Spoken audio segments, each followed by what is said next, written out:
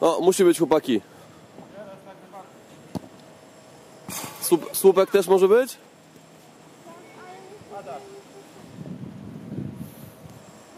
Ja tu mam same okienka. Pokaż, ja spróbuję, dobra? Daj piłkę. Co trzeba trafić? Poprzeczkę. Trenerze, wyżej troszkę. Uwaga. Aj, też trzeba wyżej. No, Szymek. Próbuj, próbuj. Minimalnie. No, trener. Mam to, mamy to. Dobrze. Czyli jak trener trafi, można kończyć zaprawę? Teraz słupek. Może Adaś jeszcze. Jeszcze Adaś raz i teraz słupek.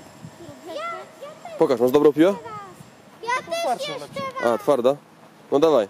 Ja jeszcze raz też. Teraz ja.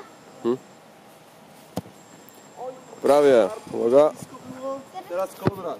Nie, teraz trener. Za nisko. Na bramkę. Słupek teraz. Ciężka piłka. Słupek teraz, tak? Przechodzimy do słupka. Ustawcie się do wolno. Ja